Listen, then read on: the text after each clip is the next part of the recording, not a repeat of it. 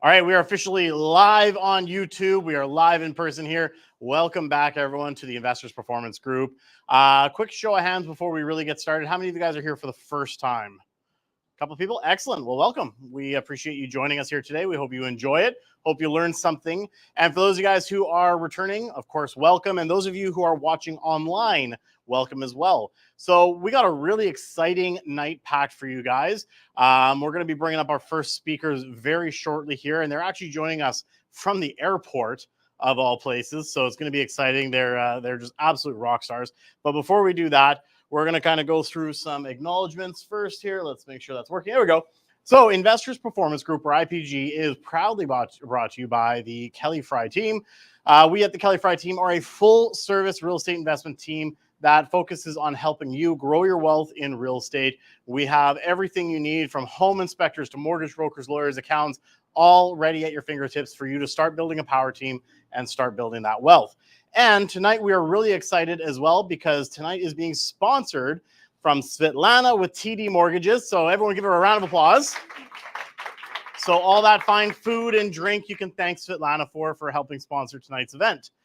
All right, here is our agenda for the night. We're going to kick things off with our first guest speakers, which is going to be Alejandra and Mimi from Honeybee Homes. They're going to be joining us, like I said, from the airport live, so it's pretty exciting. We're going to have another update on what is happening with the Airbnbs in BC, another State of the Union. We've got, of course, our guest speaker and sponsor of the night, Svetlana, coming up and letting us know from TD's perspective what's going on for 2024. We've got another exciting Tales from the Trenches, and that's going to be brought to us by our very own Elisa Donnelly again. We'll go through a quick market update with myself, and we're going to be doing a bit of an interview investor highlight with Mr. Steve Yap. We're going to talk about his journey and how he became an investor, and we'll finish it off with some hot deals, and that'll be our night. So without further ado, you didn't come here to hear me. You came here to hear our amazing guest speakers. So let's start things off right away. But before we do that, we do have a special gift for anyone who wants to participate. We're going to have a draw at the end of the night. So feel free, keep your phones out, snap some pictures, and either post on Facebook or Instagram and tag us at the @KellyFry team. So make sure you do that. If not, we won't see it. And we're going to enter those who participate today into a draw at the end of the night to win a special Valentine's Day gift, since it was Valentine's Day yesterday. All right, without further ado, we're going to bring up Mimi and Alejandra. Mimi and Alejandra are the owners of Honeybee Homes, Honeybee Developments, Inc. They have a diverse portfolio of projects across Canada and over $500 million under development and management. And they're specialists in creating win-win-win investment opportunities. So if you can bring them up on screen, and I will. Hello, Mimi. Hello, Alejandra. You are now live with us. Hey, Cam. It's great to be here. Hi, Cam. We're so excited. We can't wait. Can you hear us? We can hear you, absolutely, and you are on the big screen. So feel free, if you got slides, you can bring them up, and I will turn over the conch over to you. All right. Okay, we're going to share a screen. We're doing this from a little booth in the lounge, and we are doing this on a laptop. So bear with us. Okay, go over to the Canva here. And then present. Okay, let us know when you can see our presentation, okay? Can you see us? Yes. Yes, we can see you. You bet. Yes. Okay. Good. We would like to talk about a roadmap for investors, because we're all here. Thank you, Cam, for providing us with such a beautiful platform and group, and we're all brought together by real estate. So we thought today we'd go high level, and talk about what does the real estate investing roadmap look like. And for the investors, or if you're new to this IPG group, feel free to ask questions, and maybe we can gather those questions. We don't have a lot of time today, but we'll be able to answer them later on. Maybe we can send out an email or something. So without further ado. Okay, we're going to start from the very beginning.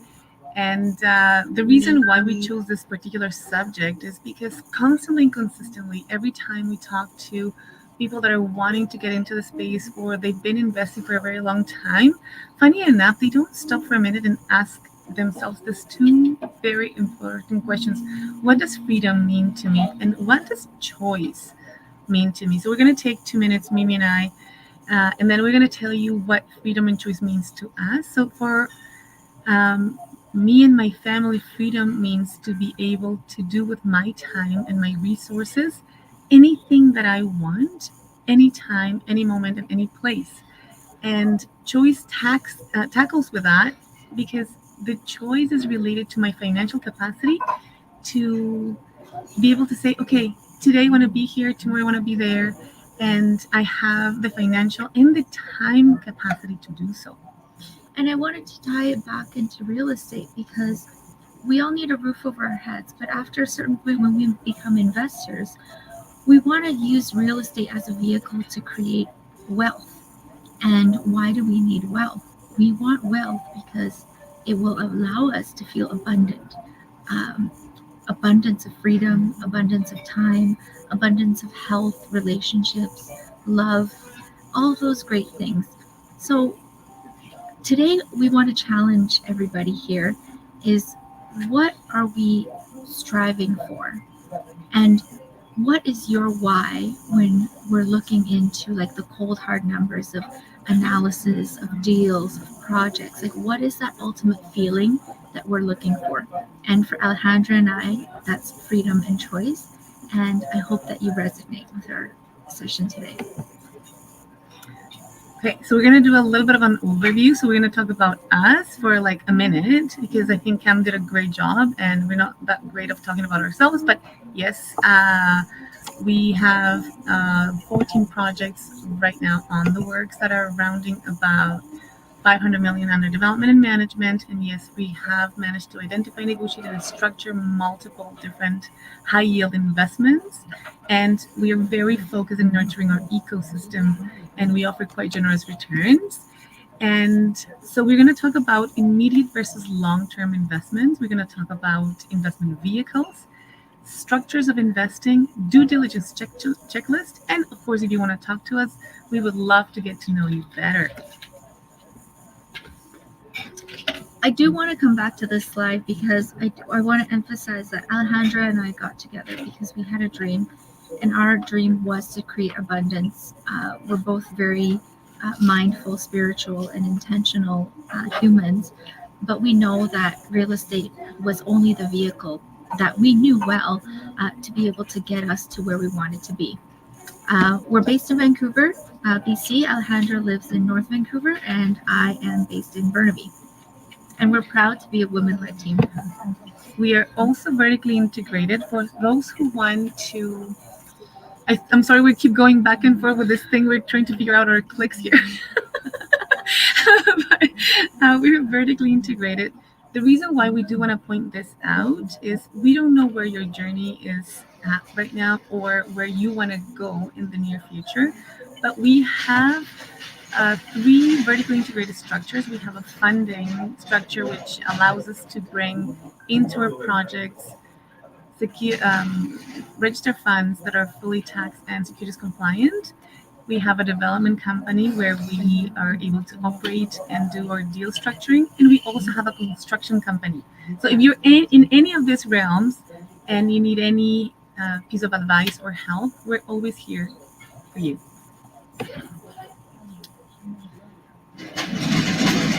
Go ahead. Okay, so we are going to talk a little bit about seasons, and I'm going to spend some time here, hopefully 2, 3, 4 minutes, because there's been such an incredible response when we have this topic come up. When you're in your 20s, it's not the same as if you're in your 30s, 40s, 50s, or 60s in your investing world. The reason being is because the timeline does make a difference. So I'm going to give you an example. If you are in your 70s or 80s and I come to you and I say, you know what, I'm building a buy and hold that's going to exit in 15 years, it's probably not going to resonate with you as much as if I give you something that's a bit more liquid. So when you're looking into your season, you're also going to be looking at timeline, liquidity, and that's going to be directly affecting your return in the present moment.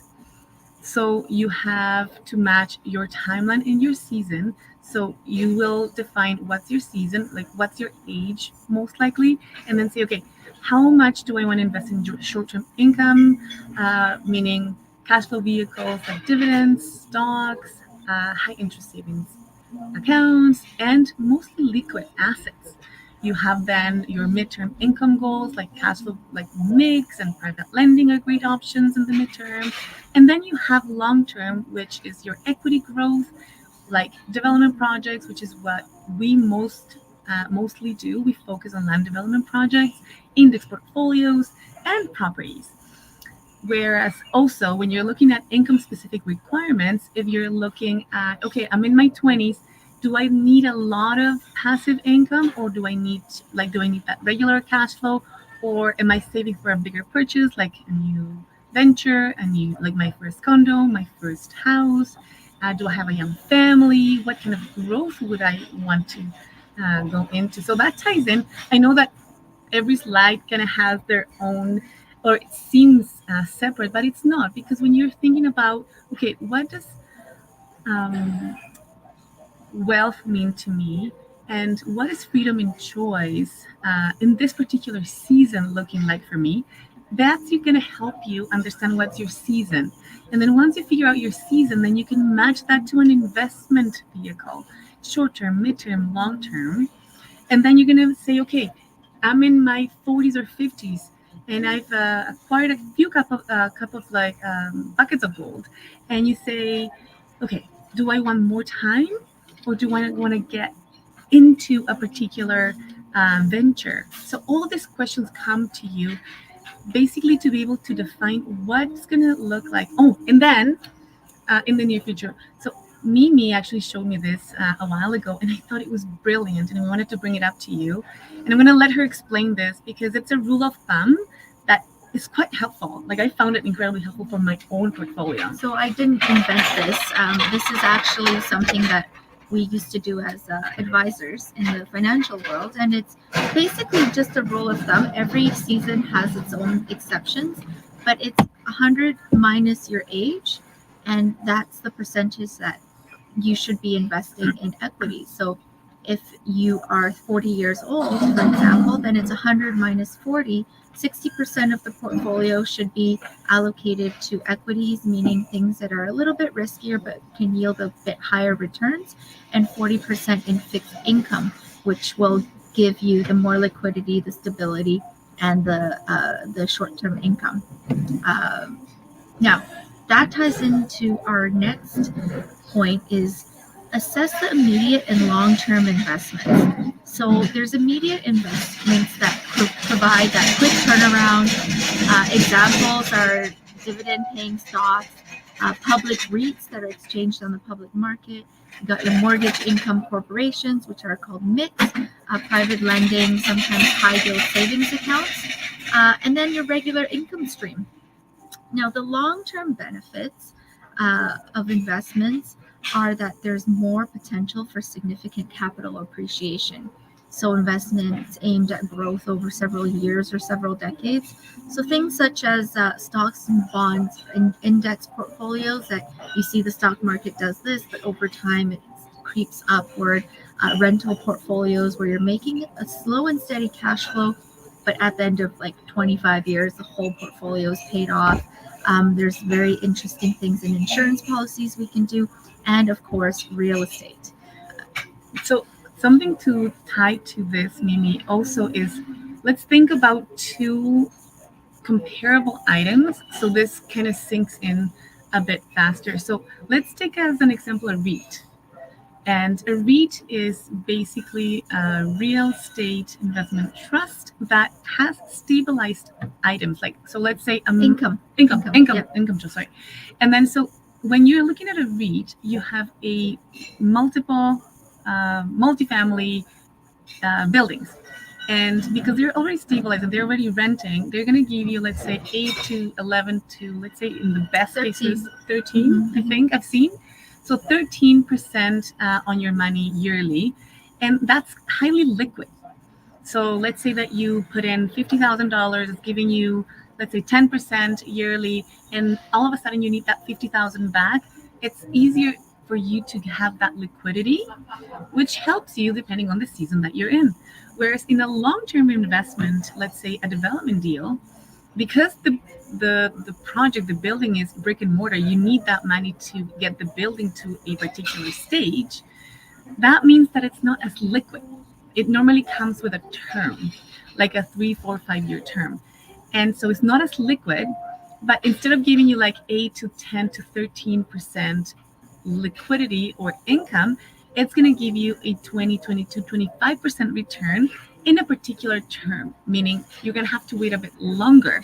So there's this book that I love that I actually connect with my kids. This is exactly what we're talking about. Okay. Trade-offs. Okay, go. Yeah. I like so, it. Risk versus reward. So exactly what Alejandra says, right? When you're looking at higher potential yields, it also comes with potential higher risks and or longer periods of illiquidity, simply because the time value of money, that your money sits in this deal versus somewhere else, you should be rewarded for that illiquidity. So illiquidity brings higher yields, means your money is tied up for longer, limiting your access to funds, but it'll give you higher yields. Increased risk, right? So higher returns could expose you to greater volatility or loss, and then less flexibility. So higher returns will restrict your ability to adjust your portfolio quickly in response to market changes, but also you will have the potential to get a bigger reward at the end. So when you're making the decision in what you want to invest in, and I know, guys, like it sounds super like high level right now, but I promise we're going to tie it all in. 3 big things when you're making a decision in investment, right? So the first one is what is it that you aim to achieve, right? Is it retirement? Is it supplementing your income? Is it to build a huge nest egg? Is it to fund a large purchase? And what is your risk tolerance? So I might want, or my aim is that I want a lot of returns, but I am not comfortable having my money going anywhere other than under my mattress. So that risk tolerance is very important. And then what is the need at the moment? Like, what is the season? Is it to raise children? Is it to go to college? Is it to pay for, your son or daughter's wedding? So those are all very, very different needs. Or retirement. Or retirement. Yeah. So all very, very different needs that come with different decision-making criteria. So when you're thinking about that first question, okay, what does freedom and choice look to you? It's tied in directly to your season, your risk level, and what your needs are. So once you have defined this whole almost like very abstract concept within your head, and you get that first step into your roadmap, then you're going to get into different vehicles of investing. So IPG is great at bringing so many different opportunities to you and knowledge, and I love it. So we just wanted to break it down a little bit. So when you're doing the due diligence of where you want to put your money, once you know your season and the medium term or the risk tolerance that you have, and you put it all together into a master plan, then you have multiple vehicles that will help you get there. And not a whole lot of people understand in depth each one of them, and it ties in beautifully with your level of comfort as to how involved you want to be in the project. So we start from the direct ownership portion of it. Do you want to go? Yeah, so I always like to have that analogy. Let's say I want to buy a condo. Actually, Cam, you helped me just buy a pre-sale condo in Mission last year. And she bought it, and then I bought the next So one. she bought the same unit above me. Yes, we love that one. By the way, Mission is awesome. Thank you, Cam. Thank you, Cam. So direct ownership. I go in and I'm going to paint my walls bright pink and nobody can stop me. I'm the individual. I own the property. I can sell it. I can rent it. I can keep it empty or full of animals, whatever. I have full control. Now, let's say I max out and I can't buy anything on my own anymore. So I go, hey, Alejandra, can we go and buy a house together. Let's go halfsies. So she goes, okay, sure. So then we joint venture. It could be between two partners. It could be between several. Maybe we want to get fancy and we start a company and say, okay, we're all going to be shareholders of that company. So then we own that property under a corporate structure. And by the way, that's how Mimi and I got started. And yes, get fancy. It's a good idea to have it under a corporation. Talk to your lawyers. We're not lawyers here, but it's probably a good idea. It's a great idea. Yes. So then Alejandra says, well, now I want to paint the wall bright blue. And I go, well, I want to paint it bright pink. Let's have a vote. So the control is lessened a little bit more, but the great thing is you have a partner or people that can help you. So other corporate structures that we've seen are somebody comes in and says, I'll do all the painting, I'll do all the work, Alejandra, you just come in with the money and you don't have to lift a finger. Now the downfall of a corporate structure is that everybody is liable for the entire project. If I run off to Hawaii, then she's completely liable for that property, and vice versa. And also, we all have to be accountable for the mortgage. So we all have to go and have our credit and debt servicing checked out to make sure that we can qualify for the mortgage. And we're just covering a few of the vehicles, and then there's a lot more than this. So another conversation for another day. Now, the next one is we could be in mortgage lending. So if I wanted to buy a property and RBC or TD, Svetlana doesn't want to give me a mortgage anymore, then I'll go to Alejandra and say, hey, I have the down payment. Can you lend me the rest of the money? And she goes, well, I want to make sure that I'm secured. So I'm going to be your mortgage holder. I'm going to be the bank. And if you don't pay me back, I'm going to take the property. So she's in mortgage lending. There's also something called a MIC, which is a mortgage income corporation, where you can contribute your money into a pool of mortgages for other people. There's no control of the property itself other than when it defaults, you can go in and seize the property or call the sale or something like that. Now, we're slowly progressing up the food chain. Once you get into, let's say there's 50 partners or it's a $200 million deal, we get into what's called a GPLP, which is a general partner limited partner. And a general partner limited partnership structure is that the general partner takes full liability and they take responsibility of the operations. And the limited partners are limited in liability. They're basically silent partners, but their limited liability is only limited to the amount that they invest into the project. Typically, these projects are larger because the legal structure is a little bit more complicated to do up and more costly. It is more costly. But the good thing is sometimes, depending on the project, registered funds such as RSPs, TFSAs, LIRAs are eligible. So you can actually get your retirement fund working for you in these projects.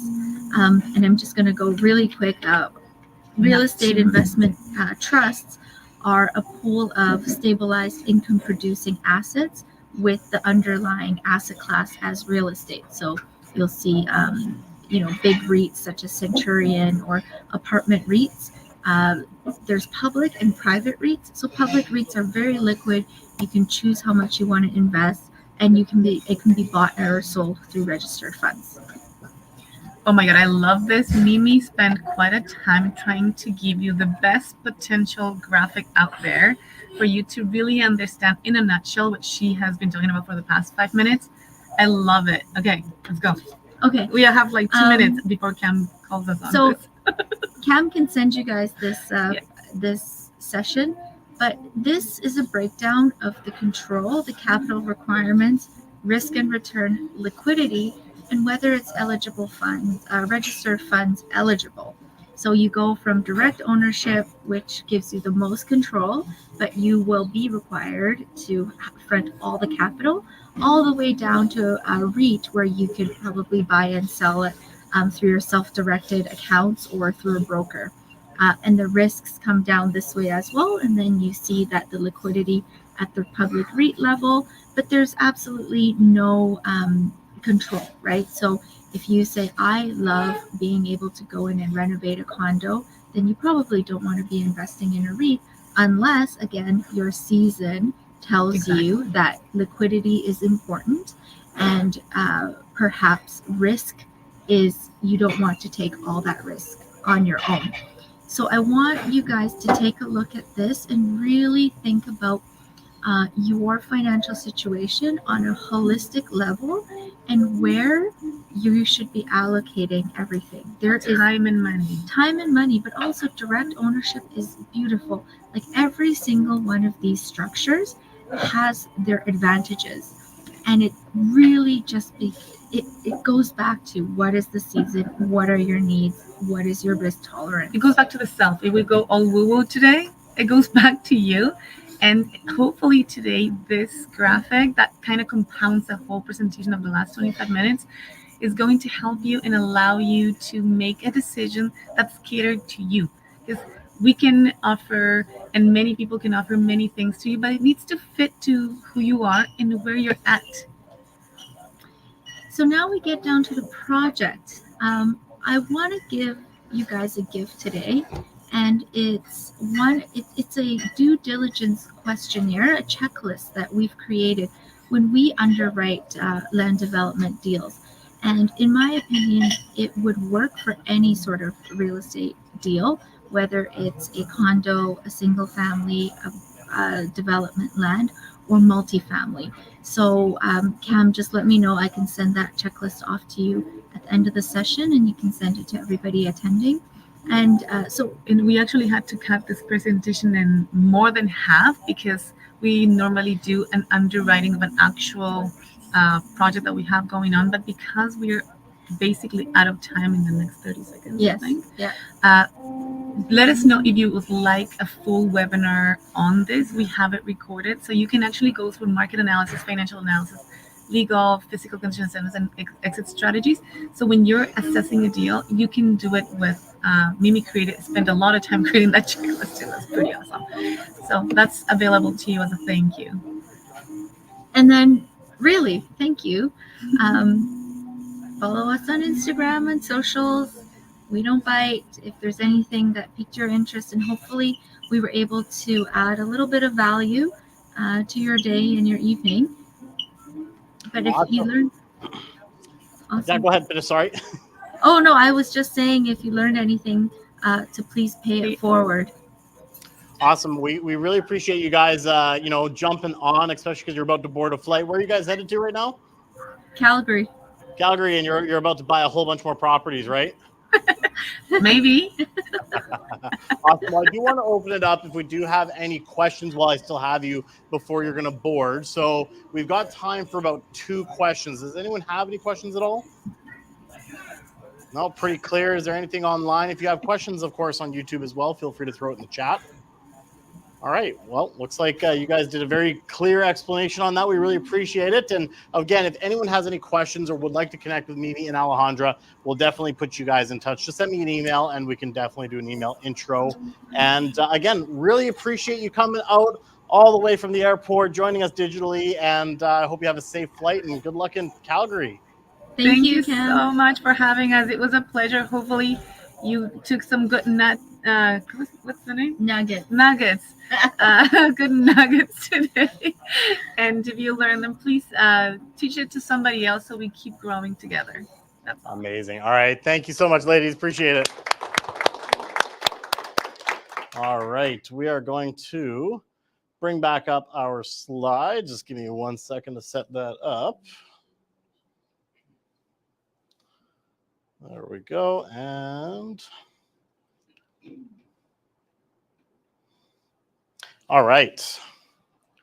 Well, again, thank you so much to Mimi and Alejandra for joining us. Again, I know they were really pressed for time, but they made it work all the way to the airport. That is what you call like real entrepreneurs. They're dedicating their time no matter where they're at, making deals happen, presenting, getting the information out there.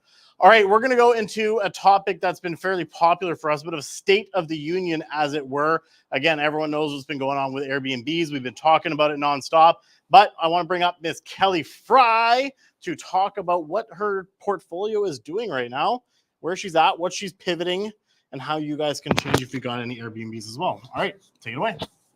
All right. So I have not made a huge amount of progress since last month. I have 5 units that have been converted in Mission, and I had a 6th one converted, but the gentleman had paid up front his deposit and everything, and he lost his job. So I do have a heart, so I give him his money back, and maybe he'll come back if he gets a job. And then I have 2 units in Maple Ridge that are booked until May 1st, and they need to stay longer. So those 2, I'm just going to ride those out and see where the dust settles. Right now, one thing I've noticed is there are a lot of petitions coming out online, and also there are different groups rallying for fundraising to fight with lobbying and lawyers right now to not permit this May 1st deadline to move forward. So still not 100% sure that they will execute exactly on May 1st. So trying to weigh the odds with calculated risk, because the second you put a long-term tenant on a lease, it's game over for the summer rates of Airbnb. So of course, property in Aldergrove, I will have to list that one, but just again, watching the market. The market is very active right now. We're seeing multiple offers. So the longer I wait closer to May 1st on that one, likely the better price I'll get. So that's about all my updates today for Airbnb. All right, nice and short and sweet. Now, I just got off of a call today with a group out of Hamilton, actually. I don't really have a lot of information to share for you, but they've got an interesting program that they're putting together that could also work for Airbnbs, where it might actually get around some of these rules just based on how their structure is. Again, I can't say much because I'm still learning. I only had an initial consultation today, but there's some opportunities, and you might be able to get in as low as like less than $300,000 into these properties. So pretty good potential returns. You mean as a purchase price? As a purchase Not price. as the money. Yeah, as a purchase price. So some interesting stuff. Again, I can't say too much about it, but we'll bring up more once we have more details about it. All right, that is your Airbnb real quick update. And without further ado, we're going to bring up our sponsor for the night. She's going to come up and talk about what's going on from TD. You are a big deal. I'm going to give you that. And we have your slides all ready to go. So again, Svetlana's got 11 years experience in the financial industry. She's a broker from TD. She's done a lot of work with a lot of our clients and get some really creative deals done as well. And she is committed to helping people uncover their potential with the help of real estate financing. So I'm going to let you take it away. Good research. Thank you so much. You're welcome. I've got a great marketing guy. Thank you. What do you press? Oh, this one. That one there. Okay, thank you. Couple of words about why to use the bank person. Well, TD specifically, because I'm at TD. Thank you very much for having me. First time here, was there where you're sitting right now all the time for a couple of years now. So very, very honored to be here. So a couple of things. What's the difference really? Well, first, we can actually work across Canada, anywhere in Canada. If you have the property in Alberta, which in Calgary specifically, for example, that grew in value, we can actually refinance that to take some money out and potentially buy something here. So anywhere in Canada, we have access to. We don't need the license to get there. Well, professional service, advice, remote. We're not at the branch. We're not 9 to 5. So we're pretty much similar to what the brokers do. It's just what we do is with the bank. Cameron already introduced me. So been in real estate since 2017, invest a lot. So done a lot, did various types of deals. So can speak from my own experience on certain situations. So we'll be happy to share that. So basically a couple of things that I wanted to go over today. So first of all, how to prepare for purchase of the investment property. So we're talking about direct ownership, just like the ladies before talked about. So this is direct for you to directly buy and own and hold or resell real estate. So right now, the banks, the A lenders, I should say, so these are 6 big banks and A lenders like smaller money lenders like First National, Merrick's, you name it. So they're all getting guidance on being less, how do I say it, adventurous into real estate financing for investors. So we'll hear more and more on that they will be asking for a bit more down payment for investment properties. So before you purchase something for yourself for investment, check your loan to value. So normally the first rental after your primary residence, or the first rental if you rent or live with family, is okay for 80% loan to value. Second, harder. The third and fourth, and after that, it's normally be prepared to 75 loan to value, where you have to put 25% down payment, or 70%. So which takes me to the second point, is if you already have one or two pieces of real estate, or you have a primary residence before going into purchasing the next one, and if you want to get into a lending or try with the bank first before paying for lending fees, see if you have equity. See if you have that equity which you can take out at 80% loan to value, where you will have 20% in that equity left before you go into purchasing the third or fourth, so that you have that extra money to put in if the bank says we want 25% down or 30% down. So make sure you have cash available. Second one, well, your down payment ready. So what do you have for down payment? Like, do you have, in case of the bank says we want 25%, most of the lenders right now asking for 25%, most of private already asking for 25%. So just have that 5% readily available in case if they ask. Lease. So right now, more and more, so we have a lot of real estate single families or duplexes, even like fourplexes, like duplexes made to fourplexes, where we have non-legal suites. So right now the banks are very cautious with non-legal suites. So appraisers I don't know, they probably are getting their licenses out or something. So some appraisers will give you market rent on a non-legal suite, and some appraisers will not.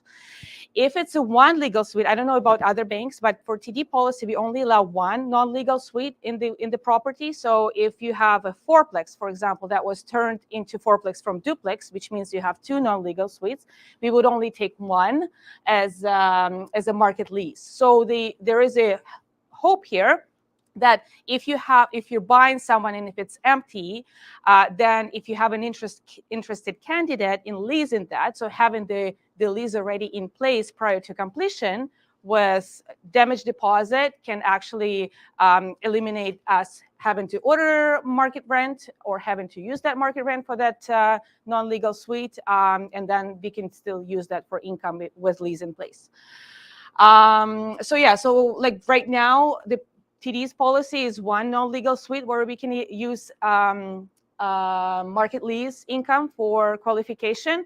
More than one, we can make exception if the lease already in place. If it's not, then there is no way we can use income from two non-legal suites if it's market lease, meaning that if an appraiser determines how much the lease is going to be. And then Airbnb income. So if it's not primary residence, we can't, even if you had 2-3 successful years in Airbnb where you want to see like, this is what I've had, take the average. We can't do this because of the new rules coming up. So if the Airbnb is for your basement suite and it's a primary residence, then we can use 2-year average for that income, for that particular income. Pre-approvals, like I do have clients coming up, like buying their third property sometimes, and they want a pre-approval. It's very, very liquid, everything in rental. So it's very hard to get an actual pre-approval where you have a letter. So normally, if I can get you the letter, it's just very, very rough idea. So you can't use it to place an offer, like just to straighten it, like to get the better price. But pre-approval is not very, like, it's only like paper, like it all gets to once you get an offer if it's a rental property. So very, very cautious with that. It's still like for any banks, if you get a pre-approval in hand, they still verify full income once the deal is in place. So why choose TD for financing of investment properties? I had a typo there. So basically, good news. I don't know if you know this, but a lot of brokers don't know this actually, even though they work with TD. TD is one of the 6 big banks who take gifted funds as a down payment for rental.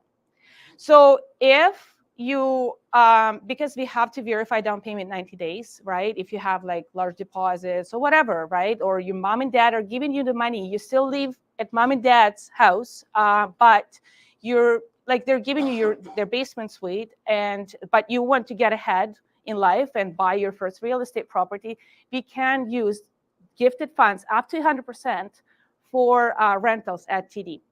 That gives us a lot of freedom in terms of how to structure certain applications, because people can move around, people can move their in between properties. So that's a huge advantage, because I don't think any of the other banks can do that.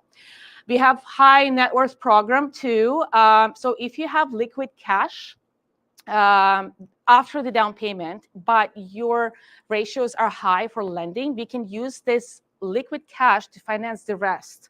So for example, if your income is only enough for 500,000, but you need 600,000, and you have 100,000 in liquid cash, it could be in the holding company that you own, it could be in checking account, could be in investments.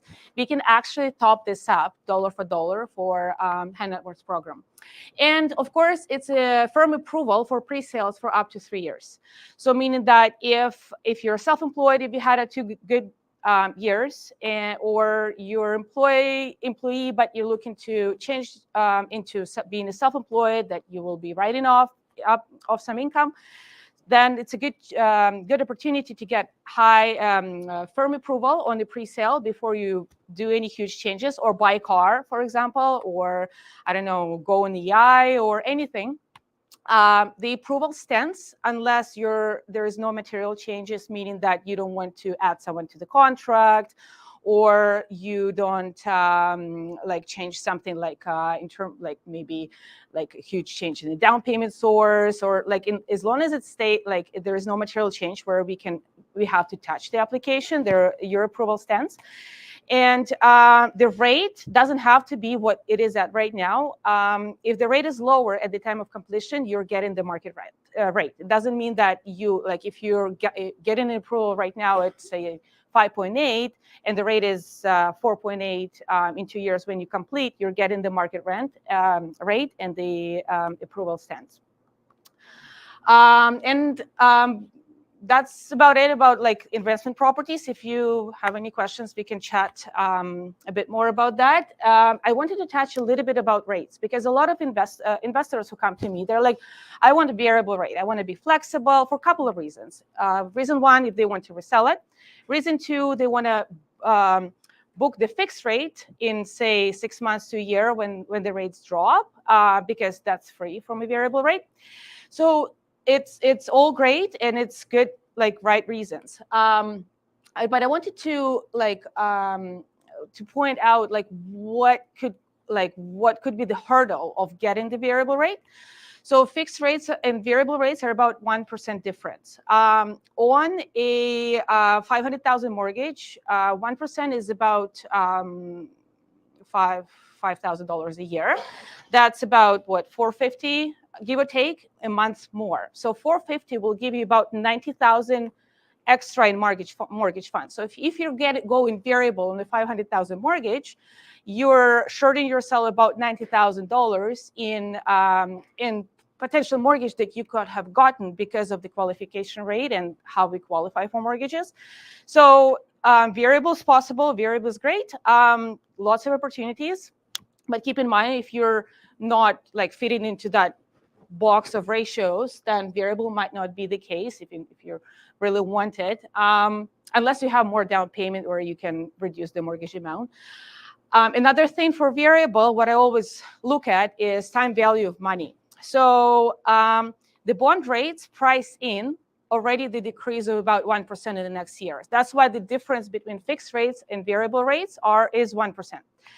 So what it will mean that it will take you about a year to get to that fixed rate before you start getting the benefit of getting the lower rate. So you will be overpaying for a little bit. So keep that in mind. If you're okay to overpay for a few months, that $400 or $500.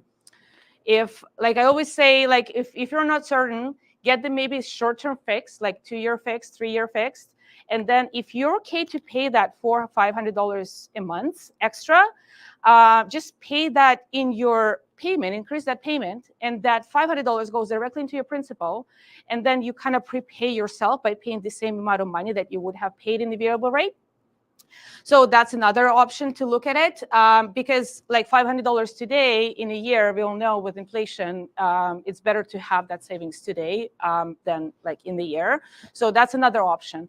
And then for the bank, I don't know about the bank, but for us, for mortgage specialists, we don't make extra money for doing fixed or variable. So the bank maybe, I don't know.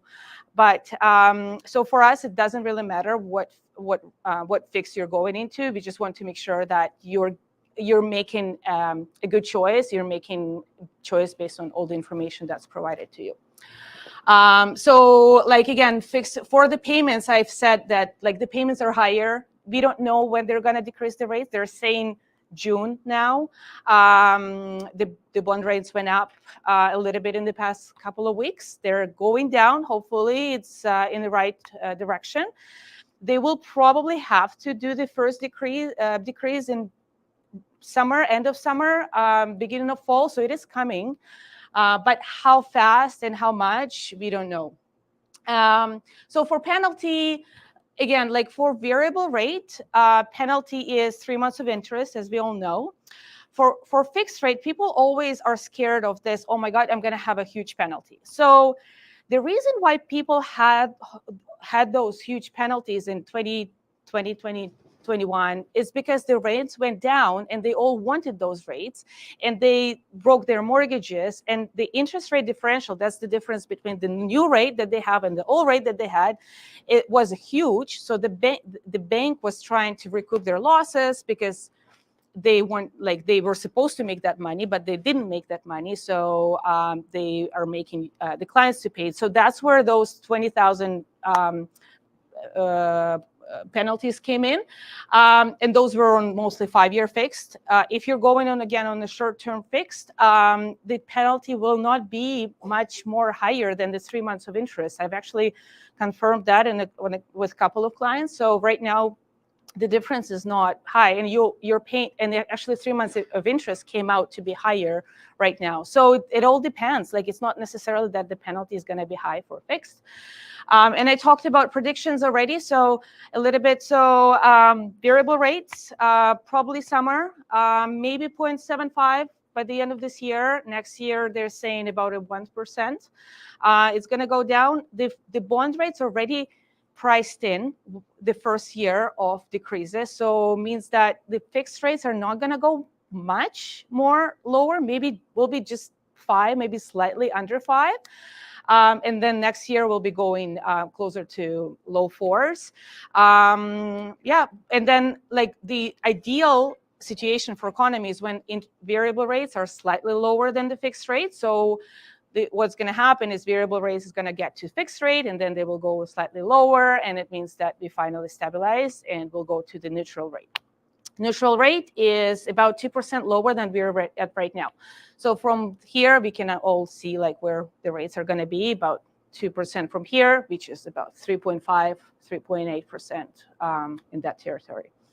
Yeah, so I think I'm about... Oh, I wanted to talk about the home line of credit, but that's something, the vehicle from like if you want to get ready for your for taking your equity out, then the difference between the mortgage and the line of credit is that some people think like, oh, I want to refinance my mortgage, get the money onto the mortgage, and then purchase. But then the difference here is that when you add the mortgage money to the mortgage, you pay for that money right away because it gets advanced to you right away.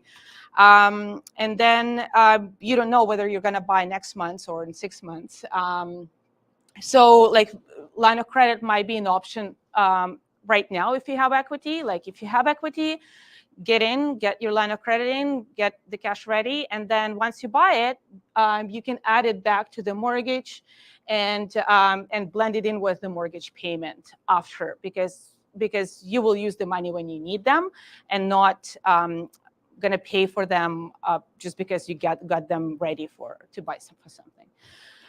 Yeah, that's about it. That's my contact information. You can just scan this, and thank you so much. Excellent. Thank you. All right. I hope I didn't go Before I over. release you, we'll see if they have any questions right now. Is there any questions that will, of course, Kelly, Yeah. try. I've heard that TD has like a commercial light program that is, if you have a few properties, it's not so on commercial, but it's kind of very niche. Could you just explain that a bit? I don't do commercials, so I will be. I don't want to talk a lot about it because I don't want to talk about something I don't know very well. But as far as I know, we can finance up to 8 units on one property, still under residential. So it doesn't have to be commercial loan. But is it commercial properties you're asking about? No, it's basically if you're an investor and you have several properties, you're kind of going outside of the residential area, but Mhm. there's kind of this middle area of like a light commercial version where they will lend to multiple property owners. So like inter alia, I don't like know. under one charge. I can find out about Yeah. that. Yeah, I will. Is it like multiple residential properties Yeah. or multiple commercial Yeah, multiple properties? Okay, residential. I'll find out about that. I'll take that away. Is there any other questions? Yes, at the back. What are the loan values for For the what? the 65% loan value for blocks now, or? Yes, 65% for HELOCs is the maximum, but you can finance the rest of it, the rest 15% through the actual mortgage that's amortizable. So if you need 80% out, then 15% will be fixed and 65% will be revolving. So if you need full amount of equity, then you can still finance it, but through something that like through a loan option, and then the 65% will be the variable. And you can do it as many times as you want. So basically it goes down, you refinance it, add that back again, pay it monthly, goes down, so you can do it as much as you can. So. And I have a question, Furman. What's the interest rate for a kilo? Interest rate for Oh, HELOC. that's a good part. So we have our interest rates for HELOCs are actually decreasing with the volume. So the highest is prime plus 0.6, but that's on 100,000. Over 100,001, it's prime plus 0.5. So it goes down from prime plus 0.6 to prime plus 0.2. So the lowest will be prime plus 0.2, which is lower than most of the banks, but I can do prime. If it's over 100,000 and it's it's a good client, it's good credit, I can do prime for my clients. And just for the recording and everyone in the room, if they're not paying attention, where's prime rate sitting right now? 7.2. 7.2. Okay. All right, excellent. Thanks so much, Thank Solana. you. I really appreciate it. And again, thank you so much for sponsoring the food. So give a round of applause for that as well. All right. So just a quick reminder, we do have our little bit of a giveaway going on. So don't forget, take lots of photos, post it to Facebook or Instagram on your stories. Tag us at Kelly Fried Team. At the end of the night, Jury is going to be picking a winner. And we got a little special Valentine's Day gift for you guys. All right, we're going to dive into our next segment, which is a popular segment that we've been doing for quite some time. In fact, we're actually on season 8 right now. We've kind of treated it like a bit of a TV show, and this is 8th year we've done this. And the Tales from the Trench segment is basically a segment where we show you the other side of real estate, right? When you go to most seminars, when you go to most events, they teach you how great real estate is, how much money you can make, living on a beach, sipping margaritas, everything like that. Then you buy that first property, you're all excited, and you get that phone call, that dreaded phone call as a landlord. So we go through some of the situations that we have been through to show you either one, how you just can completely avoid it by learning from our mistakes, or two, if it's something that's completely unavoidable, how do you handle it in the most efficient manner so that way you're still protecting your investment? And to do that today, we're going to be inviting our very own geotechnical engineer in-house, Alisa Donnelly, and we're going to be talking about a slippery slope today. Let me grab you give a round of applause. Come on. I heard one person do I clap? Here you are. You clip that to you. And, Everyone got concerned. right? There you go. Okay. Well, last time we talked about shoring failure. So this time we're going to talk about failing slopes. So as many of you know, I worked as a geotechnical engineer for over 12 years. And this is the past projects our company worked on. So all these yellow dots, each dot represents a project. So we were based in North Vancouver. So we've done a lot of work in North Vancouver with District of North Van and City of North Van. And today I want to talk about landslides. So the landslide is defined as a movement of mass of rock, debris, or earth down slope. So here's just a schematic picture showing what it looks like. But probably everyone knows what landslide is. So what areas are prone to landslides? Well, of course, North Vancouver. It's well known. It's probably one of the biggest cities. They have a lot of problems with landslide, debris flows, rock falls, and so on. West Vancouver, not so much. Lions Bay, Britannia Beach, and a little bit less in Coquitlam, Port Moody, and Maple Ridge. So, but mostly it's concentrated in North Van and West Vancouver. So here's one of my projects, actually. I was a young engineer. I started in 2010. And in 2012, we got a call around 4 a.m. From a person who lives in North Van. So this property located near Mountain Highway. So what do you see on the photo? So the first photo is the front of the house. This is a driveway. And this photo here is actually a backyard, what used to be a backyard. So now it's just a pile of dirt. So yep, this happens in spring. So there was a lot of rainfall, a lot of melting glacier water coming down the slopes. So, and landslide just happened in the middle of the night. So nobody got hurt in this situation, but you can see the damages were just dramatic. So what happened with the driveway, because we lost material on at the back, so you can see the backyard is gone. So we lost the confinement, so the soil just settled and moved in the front as well, and probably under the house. This is actually not photo from 2012. This is a mistake, but this is a landslide in North Van as well, but it was back in the 80s. So you can see that it's just a better picture to see what's the extent of the damages. And this is kind of extreme. This is a debris flow in Lions Bay. So you can see it's very extended. It can be dangerous. It can be lethal. So yeah, when you're looking to buy a property on the slope or a sloping area, you have to pay attention. You have to think, what are my concerns? What are my expenses can be if I purchase this piece of property? So again, back to my project in 2012. So when landslide happened, we usually do assessment of the structure, we do assessment of the site, and we come up with a remediation program. So in this photo, you can see there's a drilling crew. We installed some horizontal and vertical anchors to reinforce the slope, and then we're going to build a retaining wall. And here's the existing foundation. We can see a crack, and we measure in differential settlement. Even the landslide happened, but because we lost that soil, we lost that confinement, we still can experience soil movement, and therefore we can still experience the deformation in the structure. So this is foundation. We probably have some cracks inside of that house, probably some deformation in the piping, which can cause leaking, and so on. Well, what information you can find on your own? There is some information available about slope hazards. So first of all, municipal maps, that's the first source I would look. So North Vancouver had a great source. So like you can actually punch the address. So you go on their map, interactive map, you punch the address, and you can just have to select slope hazard, and it will show you the approximate area susceptible to slope hazards. So these maps are, well, they're more or less accurate, but they're general maps. So you would have to, if you are within this area, I would strongly recommend you hire a professional engineer, geotechnical engineer to consult and just make sure there is no potential for failure.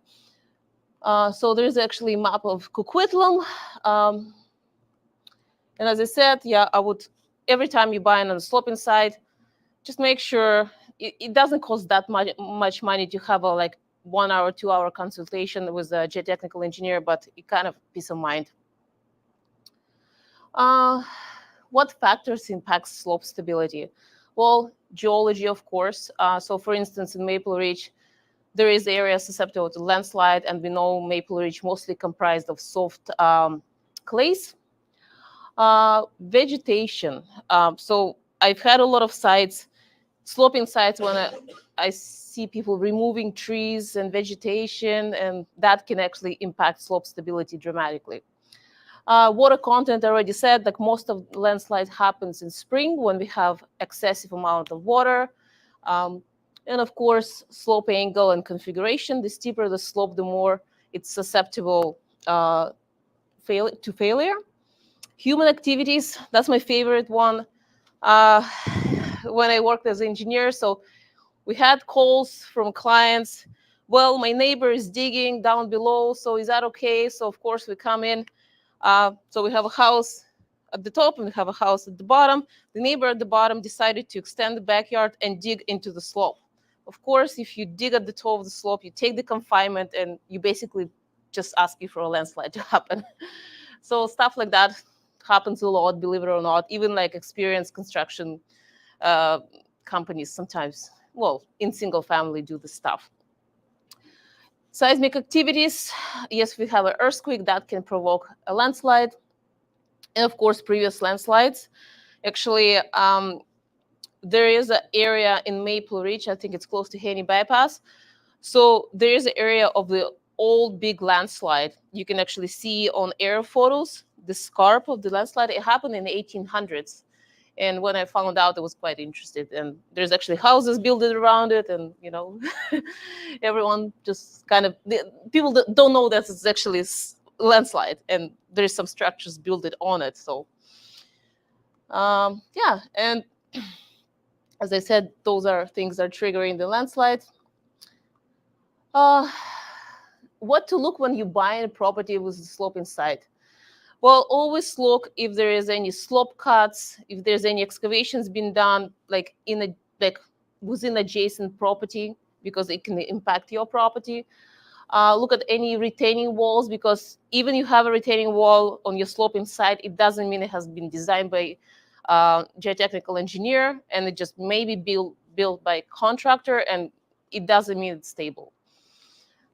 Tension cracks near the top of the slope. So that's a good indicator that the slope is moving or failing. And actually a very good indicator is a tree shape. So pistol-butted trees will indicate, so kind of like bended at the bottom. So it will indicate that the slope is actually moving. And of course, cracks in foundations, that's a good sign. Something is going on. Okay, and things to consider when you buy, let's say you're buying a lot to build a house on the sloping side. So things to consider, it's always, well, generally it's going to be more expensive to deal with the sloping side versus flat lot, because with the sloping side, you're definitely going to need the geotechnical evaluation. The setbacks are going to be different because just to prevent any issues with the adjacent properties. And of course, sometimes it requires deep foundation, like pile foundation. And there's a lot, like especially in North Vancouver, there's lots of requirements how you handle drainage on the site. So in West Vancouver, they require a Brentwood system for a water retention system. So it's like big boxes, which you have to dig a hole, put those boxes in, and these boxes collect the surficial water, which comes from your roof and so on, and then actually disperse it into the ground very slowly. It's expensive to put in, so but that's something West Vancouver is asking for. And of course, vegetation. Many properties in North Vancouver, for example, you prohibited to cut your trees because it could impact the slope stability. So North Vancouver is very strict about removing vegetation. So that's pretty much it for me. If you guys have any questions. Why don't, so you just sold a property in Coquitlam that is up in the mountain a bit. It's got some foundation issues. Keep it for now. You're gonna answer this question. She's like, take it. I don't want to answer it. So that's something that came up. Now you were on the listing side, but that came up. What was some of the causes, do you think, and what was a solution to that? Well, I mean, I don't think there was a ravine, but I don't think it's actually like the issues this house had. I don't think it was related to slope instability. I think it was just a poor construction practice.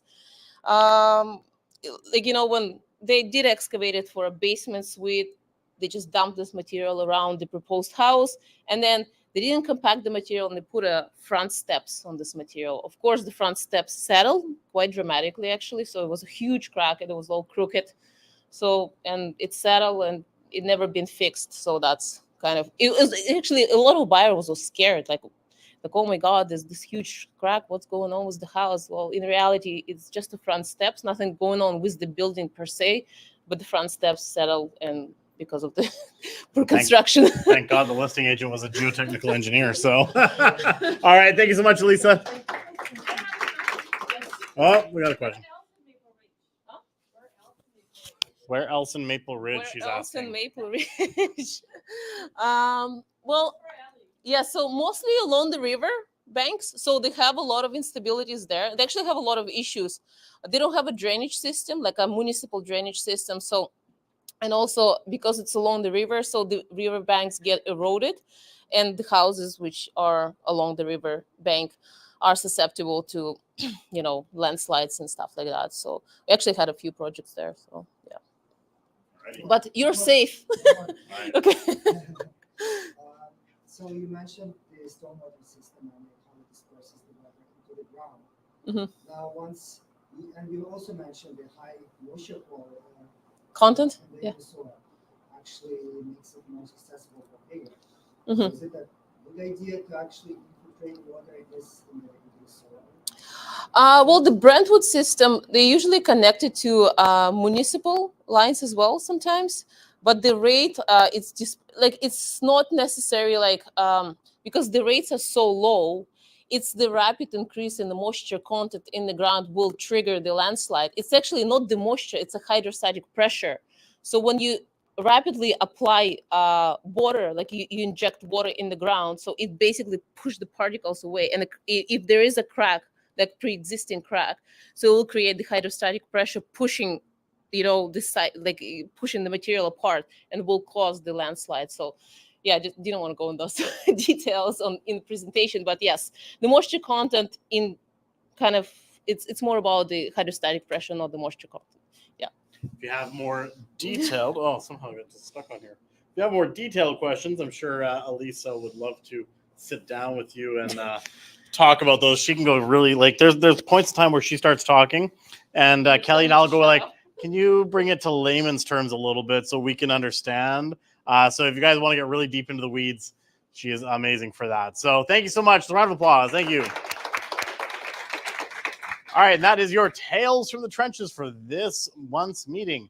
We're going to dive into what's going on in the market right now. I know this is a topic that a lot of people want to know what's happening, where the numbers going. As investors, it's very, very important for us to be studying this regularly, because this is what's going to make you determine whether you're going to get into a buying phase or you're going to get into a liquidation phase. Now, the thing is, as investors, we hear it all the time. You can never time the market, and it's absolutely true. You can never time, but you can start to look at trends and see where those trend lines are going and make more educated decisions on your investing practices. So let's take a look at it. Housing market sales showed signs of recovery as new listings more than doubled. So we are seeing more listings are starting to hit the market. However, we are going to take a look at, we have seen actually a bit of a decline over the last several months, but now we're going to start to see that upswing. What kind of selling period are we heading into? So it starts with an S and ends in pring. Spring market, right? The spring market. So the spring market tends to bring more listings onto the market.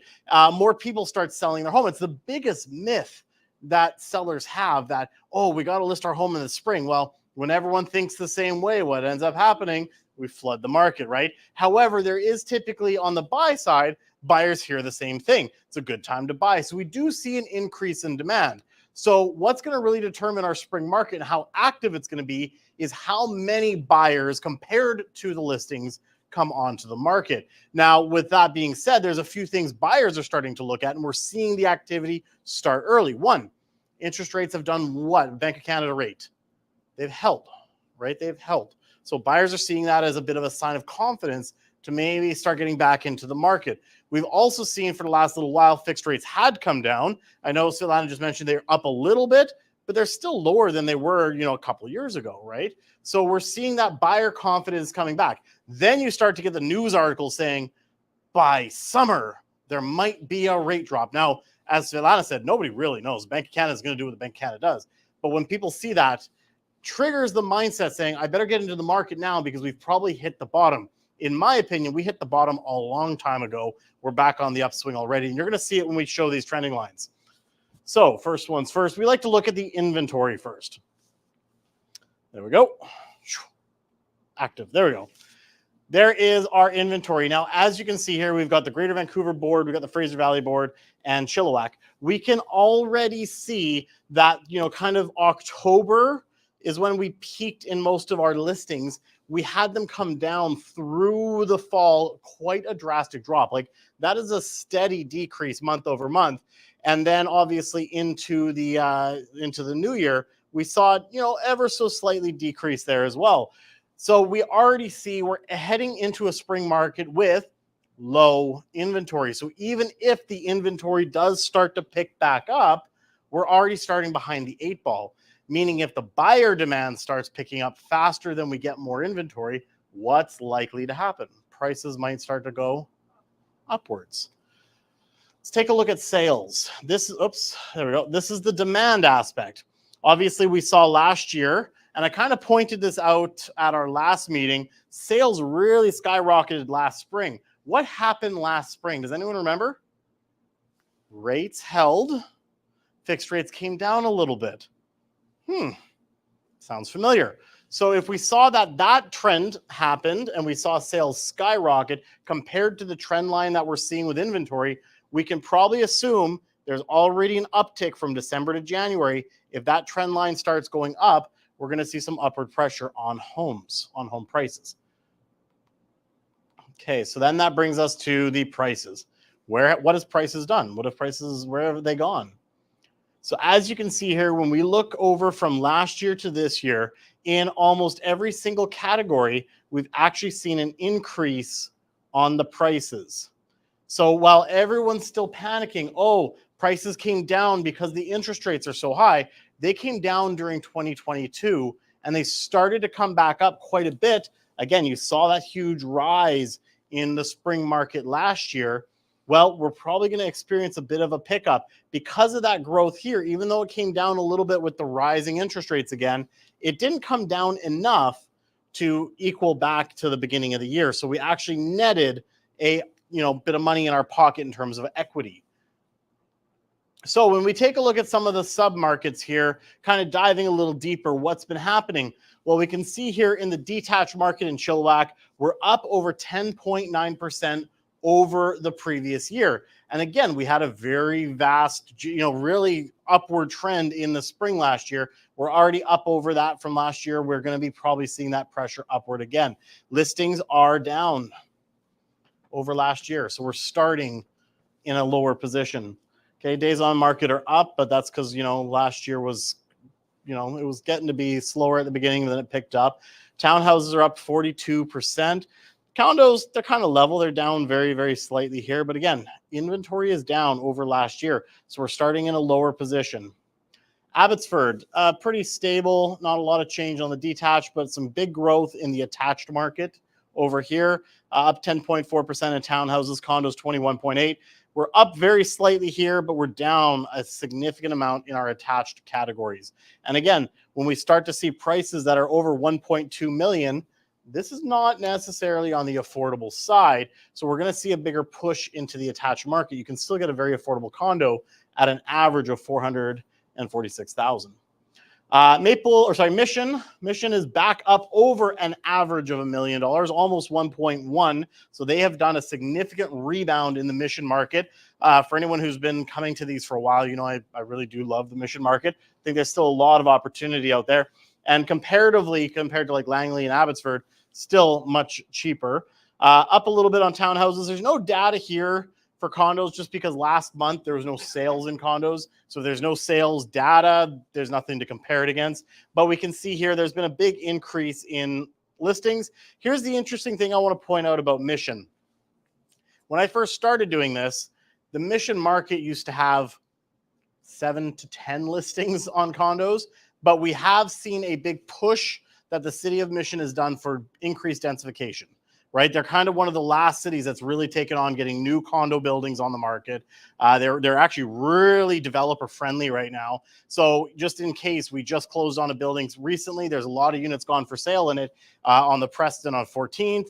Wren and Raven is another project that started closing, and we've seen units going onto the market there. And of course, there's other pre-sale projects that are now happening. So we are finally starting to see the Mission market showing more condo inventory. Be nice to see a little bit more townhouse inventory. And again, the bread and butter over here for the Mission market is typically detached homes, which they're down slightly on the inventory. Langley had a huge jump up over last year, again, sitting at just under 1.7 million as an average. Listings are up slightly here, 10.7 and 4.3 for townhouses and condos. Pretty stable inventory, only up 5.7%, down slightly on the condos.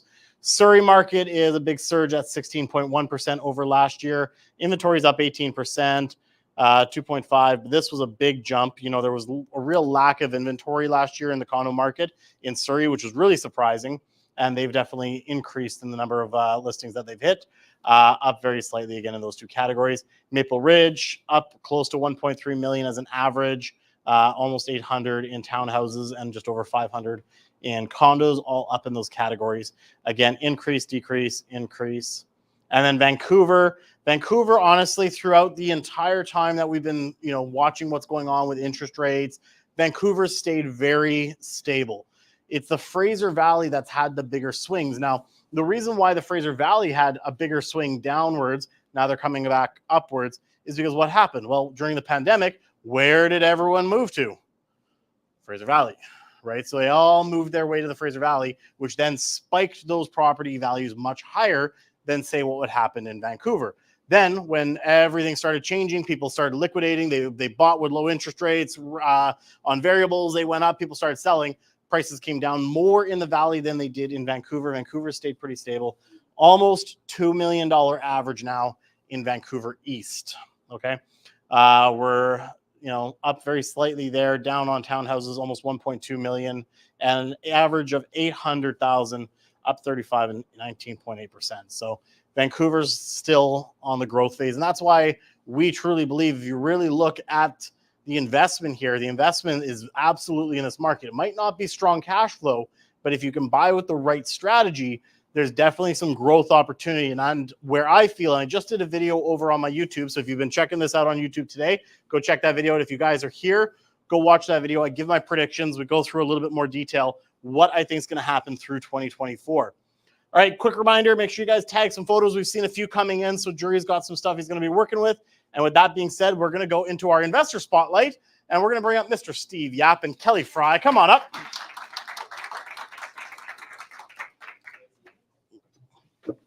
I'm going to grab some chairs here.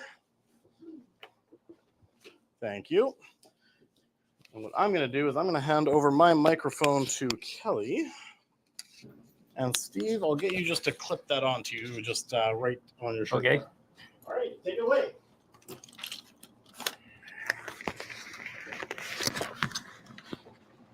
I'm super excited to have him here.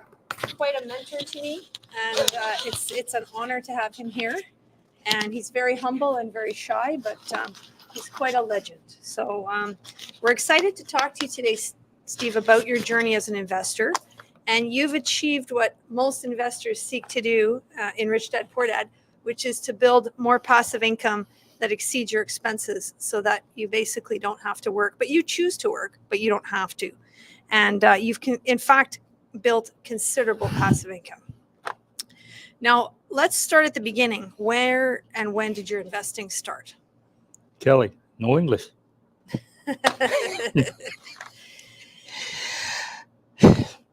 When did my investment start? After I came out from jail in 2 years. And when I left jail, after 2 years, I started investing. Yeah. So. Was that when you left jail? Yes. Jail, yes. Jail, J-A-I-L. JAIL. That's right. Yeah. So in the morning, I teach at the University College of the Fraser Valley. In the afternoon, I go to jail. But I get to go home every night. Yes. Yes, I Steve get to has go quite home a every sense of night. humor for those of you who didn't figure that out yet. Yeah. He was like, what kind of show are we doing here? Yeah. But you know what? Before I let Kelly here continue, a quick background is I am a foreign student to this country. Now, I notice a lot of your guest speaker tonight is very much like me. We all have a little bit of accent, probably not born in this country. Similarly, I am a foreign student. Unlike today, I'm not allowed to work in Canada. I have to go to school full time. But because of my girlfriend for 42 years, my wife, and also my boss, I kept telling her that I am the president of the corporation, but she kept saying that she is the president of me. But for 42 years, I cannot work. I have to go to school all the time. So yes, I did graduate from a city called Winnipeg, and then I did not want to leave her. She didn't want to leave me, so I went to a place called North Dakota in Grand Forks. We still not married, but we want to stay together, so I have to stay back in school full time. I got a delay acceptance into Harvard University, but I took the immediate acceptance into University of Oregon. That's where I came into this country in 1992. So when did I start investing? Back to your question. I was teaching at UFV. I got many teaching awards.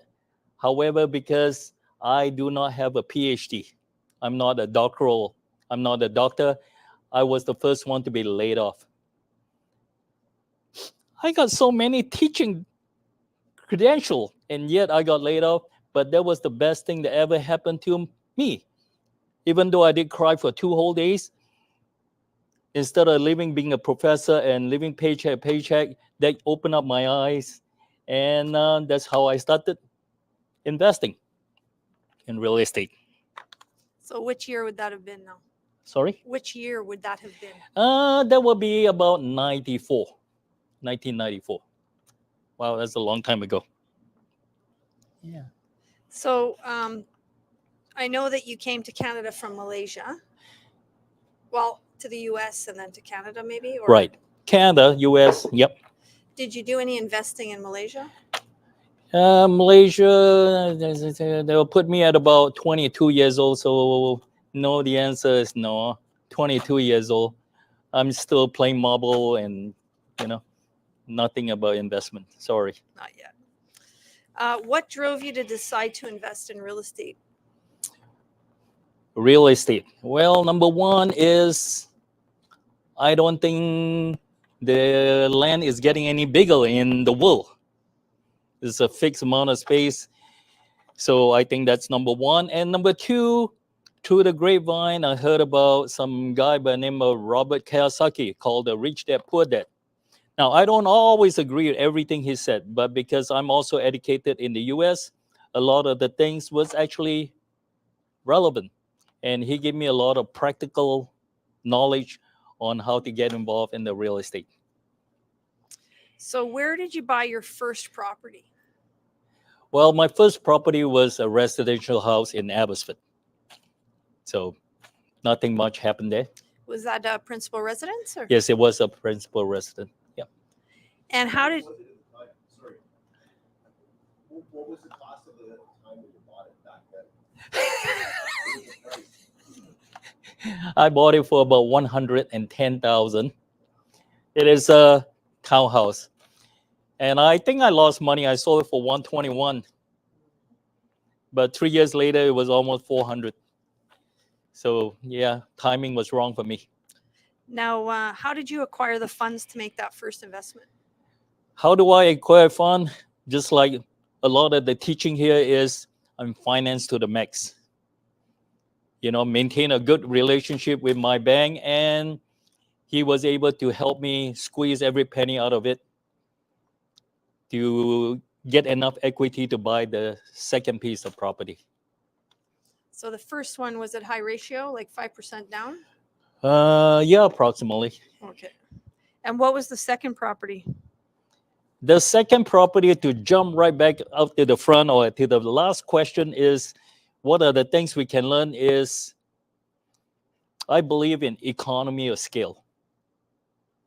Meaning that instead of jumping from the primary residential to another unit, I go big.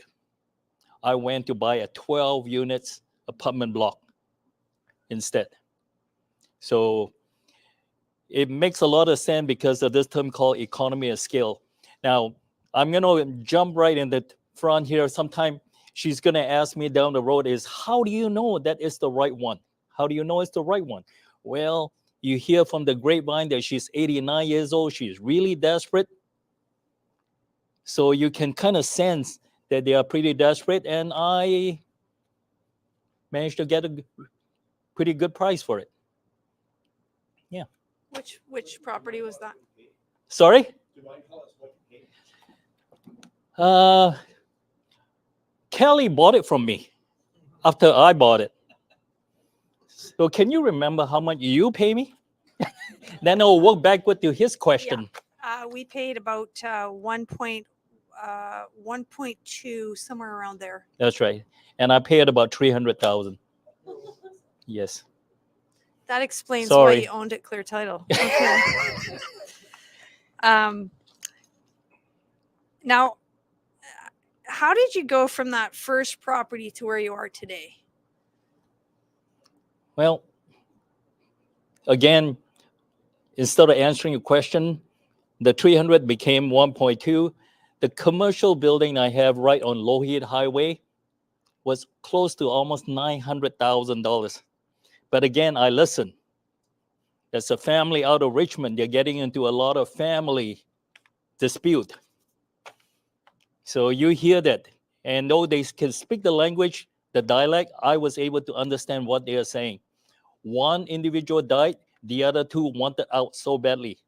So when David Mikowski say it's worth about 900, they're desperate, offer them 850.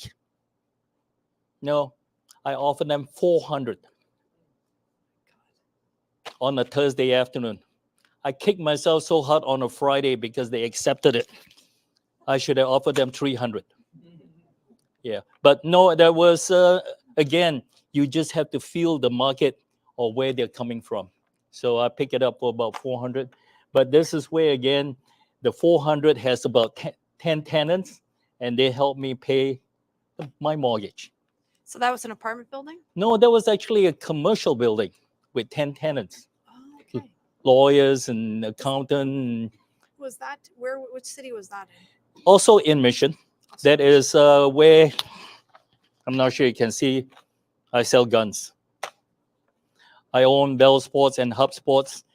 Hub Sports has been around for 69 years, and Bell Sports has been around for 45 years, of which we own about 35 of it. It is a lot of fun. Listen to all the fishtail and the hunting story. Now, how did you decide on the areas you invested in? Because I think you sort of stuck to Mission and Abbotsford areas, right? That's right. 45 minutes is kind of my guideline. I don't want to go past 45 minutes. I want to be able to get to where it is, whatever I own within 45 minutes. That is sort of my guideline. Now, for the properties that you bought along the way that you selected, how did you know they were the right ones, or was it strictly the motivation of the sellers that made you pick them? The one that I talked about, the first motivation is the family issue. I harness on it, or I cannibalize on the fact that they wanted out so badly, number one. And the second thing is I can actually call the police and find out how many complaints is in that building. So the more complaint there is, the more motivated they are to sell. So I like to pick up ugly building. Ugly not in the physical sense, but in the fact that there's a lot of police call to the building. Now, given that you mentioned the police, why don't you tell us about your involvement with the police? in jail. And in the District of Mission, RCMP, I was there for 5 years, also in jail. I go to work at 8 p.m. and if you're drunk, I will be the one serving you coffee. And yeah, so in the evening too, I also work in the jail. And for 12 years, I was never a police officer. For 12 years, I volunteered with them as an auxiliary police officer. So I was never a police officer. However, on days that I volunteer for them, I put on my uniform under a direct supervision of a real police officer. I have full authority as a peace officer. So that was kind of different. But right after that itself, the RCMP hired me to be an instructor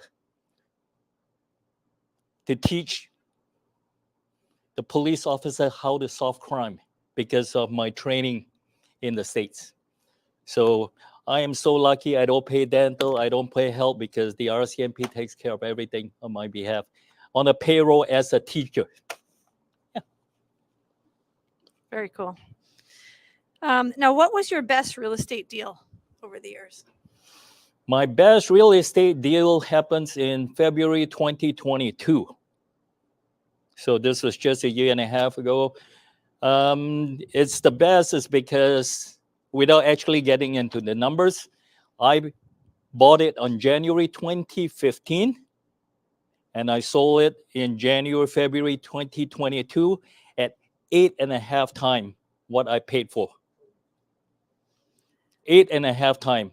But I think the biggest beneficiary of all of this is a gentleman over in Ottawa that I have to give him 50% off my capital gain, and there's no shortcut to it.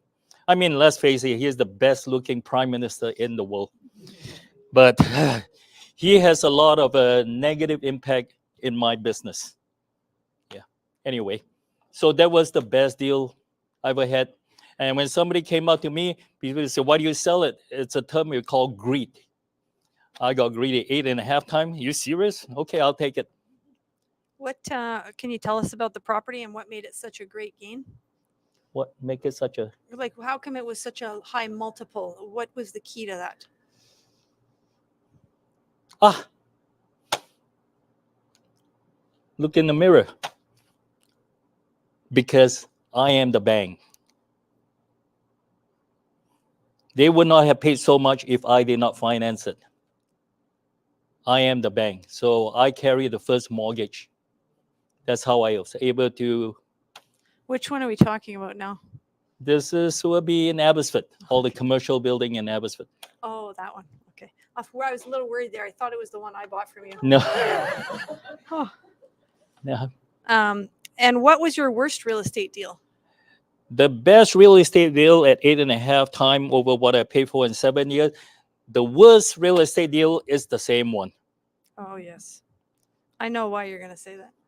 It's the same one. I carry 80% of the mortgage, but every month between 40 to 50 times, text, call. Hey, pay up already. Hey, pay up already, because there's something we call vendor take back. So every month it's between 30 to 40 times that you have to call them. But my lawyer warned me ahead of time. He says, Steve, you know you're dealing with this group. I know I sound kind of racist, but you're dealing with this group. Know that this is what you'll be faced with. But it's a very, very calculated good risk because the down payment they paid you already far exceed what you paid for the building. Everything else after that is just gravy. My boss got very upset at me every time she heard me on the phone. He said, how can you be so patient? How can you be so patient? This is just a test of my patience to see how many times I can keep calling. But they have paid up just now. They paid up for December. So I promised them I will give them a 3-day grace and I'll bug them again for January. But this will go on. Yeah. Now, Steve, tell us about Steve the nice landlord and Steve the mean landlord. Did you hear what she just called me? She called me a mean landlord? Yes. Well, James Satabi, mayor of Mission, and Abbotsford was Bruce, I believe. They both call me the nicest asshole because I'm nice, but I'm not very nice at the same time. Being a property owner, I can do a lot of things that property manager cannot do. Property managers' hands are bound because they work for somebody, but I am the landowner and I'm also a landlord. So nice in such a way, very much like Kelly. When it comes to Thanksgiving, there's somebody knock on my door, hey, do you want strawberry? Do you want rhubarb? You know, she remember. And she also remember my birthday. And when she helped me sell my house and we helped me buy my house, I got a nice bouquet of basket. I do the same thing to all my tenants. During the Christmas time, they all get a hamper, and I know when their birthday is, and we go visit them and shake their hand and give them something. So I'm nice in a way, but you have to sign a 10-point contract with me that if you violate any one of those 10 of them, you have to evict yourself. Huh? Yes, you're right. You have to evict yourself. If you tell me you make a man and say, okay, this will not happen again, I'll let you carry on. After all, I'm in the business of rental. But if they do not make a man, if they're still doing drugs out of there, or they're still practicing prostitution in my building, this is where I'm not very nice. I watch you leave. Guess what happened to your building? I bought it up. I bought it up. Tenancy say, you cannot do that. You bet I can. I am the landlord and I can manage it. They know very well they signed a contract. Tenancy board always come in and say, it's not worth the paper that they sign on. Well, I asked them, are you sane? Yes. You want to sign this? Oh, sure, we'll sign it. But at the end of the day, I can. This is still a contract. But many a times, sometimes tenants come up to me and they refuse to sign it. And I say, it's okay, you don't have to sign it. Well, after 3 weeks, have you made up mind? Are you going to rent to me? No, the application is incomplete. So I'm nice, and yet I'm not very nice. I'm quite strict. And most of my tenants, I don't call them my tenant, by the way. I call them my customers. In the city of Mission, you find that the 18 years, you find a little bit less homeless people. We talk about homeless, how we can help them, how we can help them. I don't talk about how we can help them. I help them. I put a roof over their head. But most landlords would not do that because they have no character reference, they have no credit reference. But I'm prepared to take the risk if you sign the contract with me. And most of them were very good because I think an average person like you and I putting a roof over somebody's head is 80% of a battle.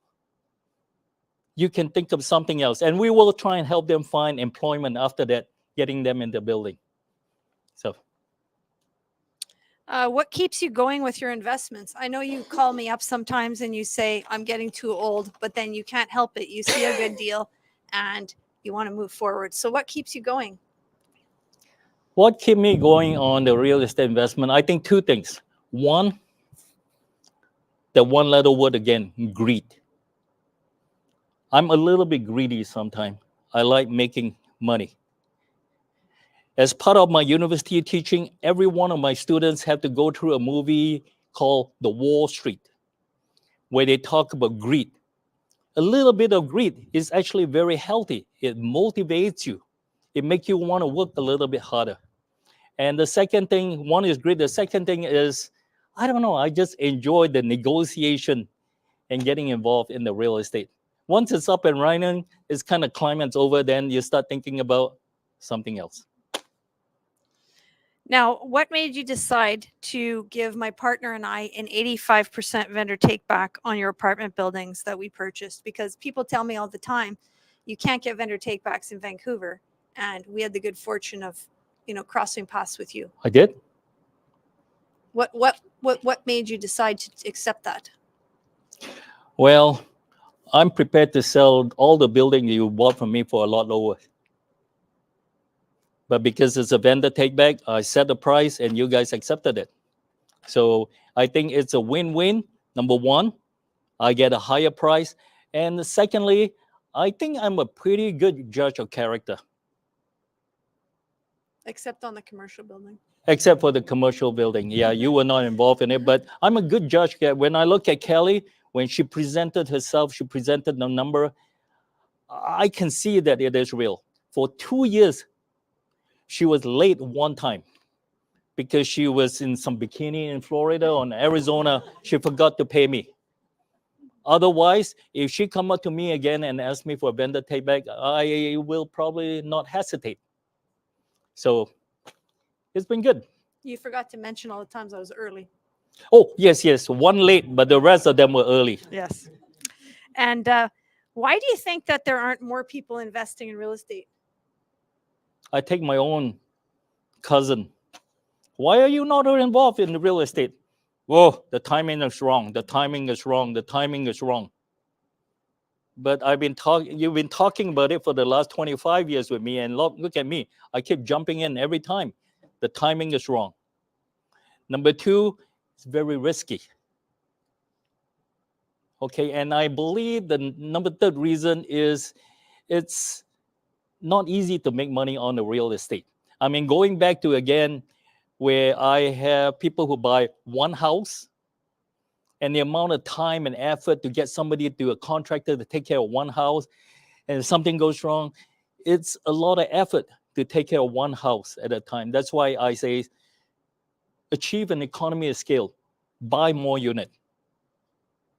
So Now, what would you say are the attributes that have made you so successful? PMS. No, not PMS. What does PMS stand for? PMA. What's PMA? I don't know. Positive mental attitude. Yes, I can do it. Yes, I can do it.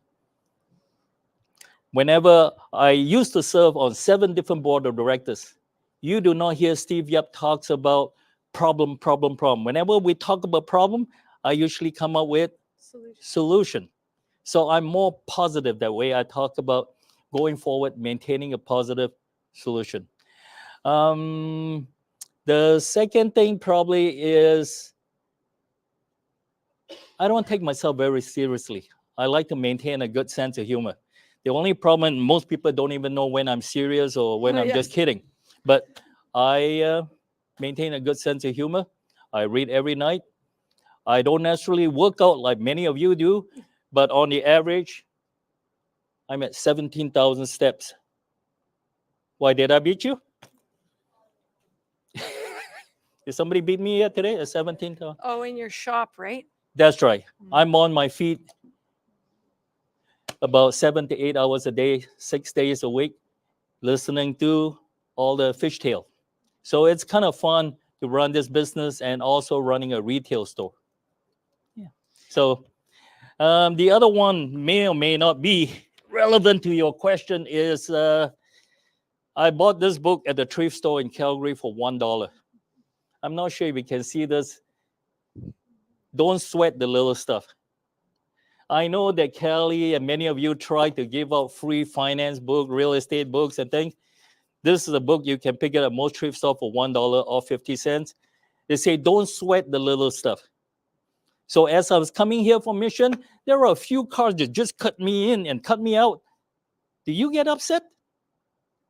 Yes, most of us get upset when, you know what? Don't sweat the little thing because in about a minute and a half, he and I will be at the same traffic light. So don't sweat the little stuff, okay? I like this guy so much, Dr. Carson.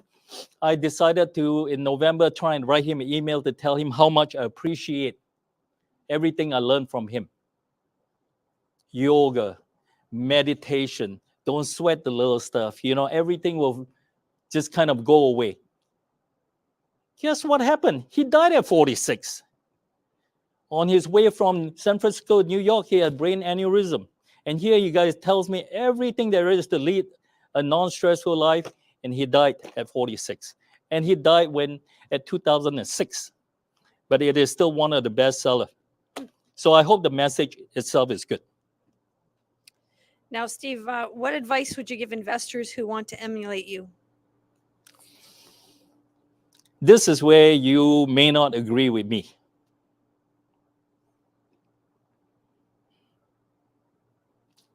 Number one, let me repeat one more time.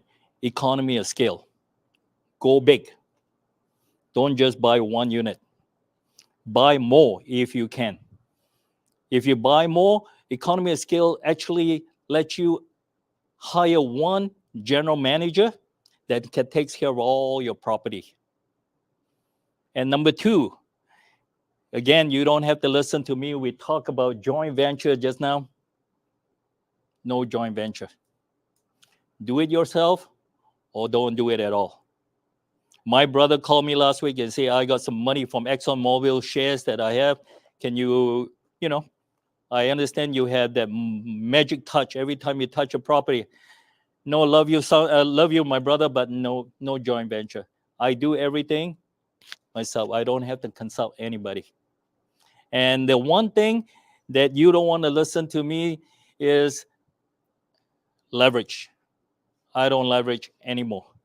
That is what this class is all about leverage. But this gathering is great because that's how I started. I leverage. That's how I got started and get to a point.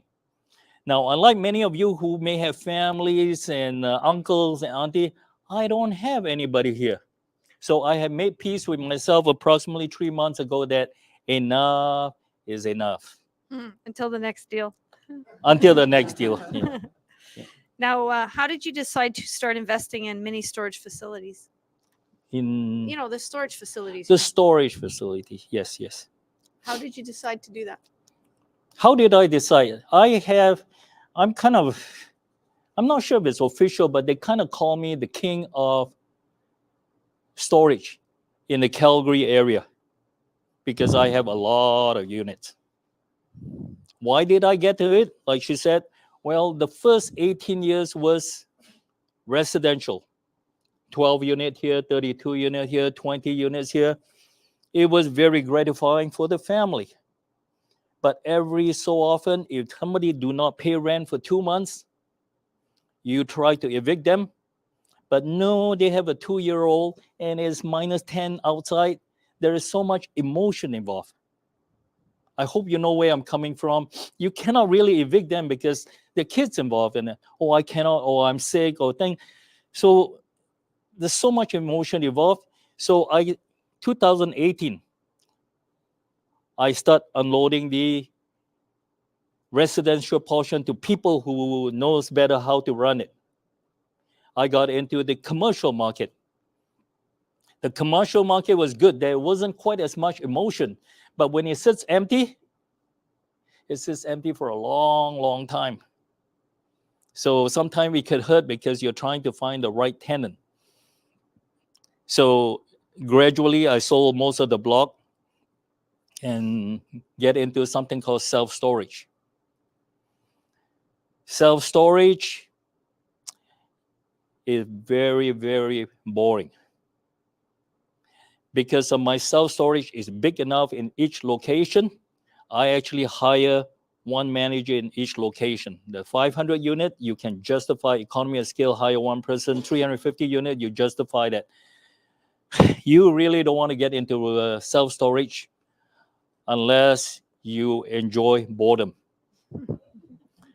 The other thing that's very, very frustrating about self-storage is about 20 to 40 times a day, you have to be in front of a computer accepting e-transfer. It's automatic, but I still have to accept it and I have to forward it to my managers for them to update the information in the background. So the best part about self-storage, there is no emotion. There is no kids, nobody feeling well, anything. If you don't pay, we simply put a overlock on it. Yeah. So we had one last summer where the wife came in and says that my husband has not paid, but I am the, is it called power attorney or beneficiary? We're going to sign off and say he has not paid. We're going to let you have it. And we found out through a grapevine that he is a doctor and / he's also a pilot. So can you picture what kind of things the pilot and the doctor put in their storage unit? Not an average person. An average person has a used couch, used TV. No. We have 200 to 300 bottles of very hot liquors. We have all kinds of power tools and things. Well, she gave us the right. So I was a lot of people's best friend. I gave them all away. And because I'm not allowed to bring alcohol across the border, and plus I don't drink, again, I gave them all away. So I have not used auction once in the last 5 years. I've never auctioned anything that you've seen on TV. And for the last 18, 19 years is in the residential tenancy, I have not been to arbitration, not once either. I think I'm quite impressed with myself.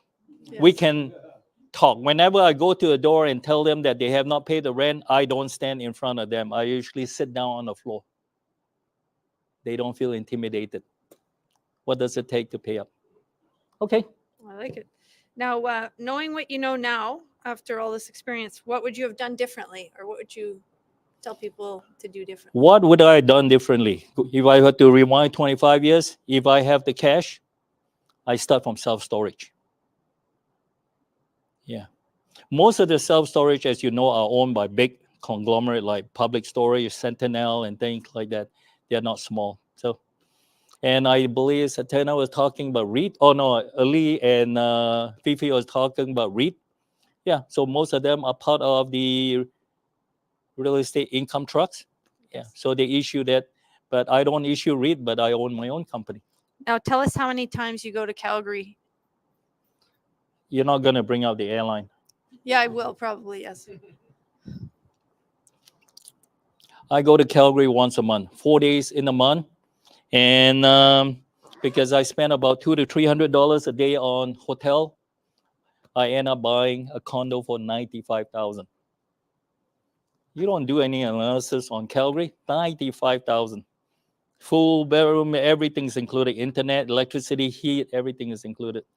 And I always give Steve a hard time because despite all of his success and passive income, he continues to fly Flair Airlines, which I really can't understand. But I guess he's still being frugal. That's what got him to where he was. How much does it cost to fly to Calgary, anybody? With Flair Airline? Very close, $19.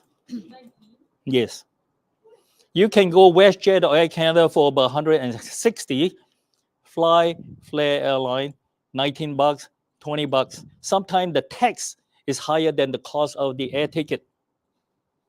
But why do I keep flying Flair Airline? It's because when I was in the States, I joined an organization called Evergreen Airline. I was working.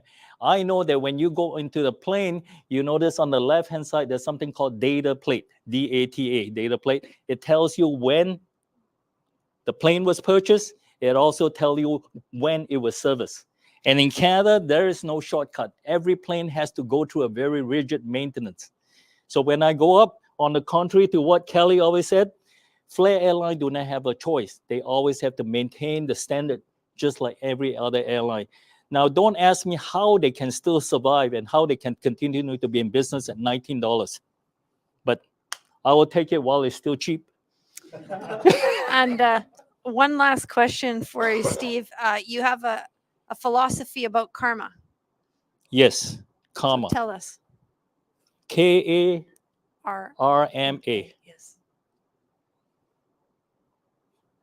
Do good, and it will come back many times. It will come back many times. So a couple of scenarios, some big one, some small one. No reason. I haven't achieved my 12,000 yet. I went to Costco in Calgary, and I don't need to buy anything, but I have this big shopping cart. I walk around. There's a woman with one kid and so much stuff. So I says, you know what, why don't you take the shopping cart? I really don't need it. I just need a loaf of bread. So she said, you sure? Yes, because all the shopping cart was taken out. I let her have a shopping cart, and guess what happened about 40 seconds later?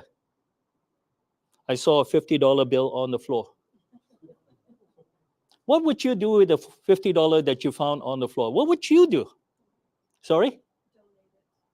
Yes, that's right. You could do it. Or you can bring it back to customer service, right? No, I kept it. It's called karma. It comes back and rewards you. Yeah.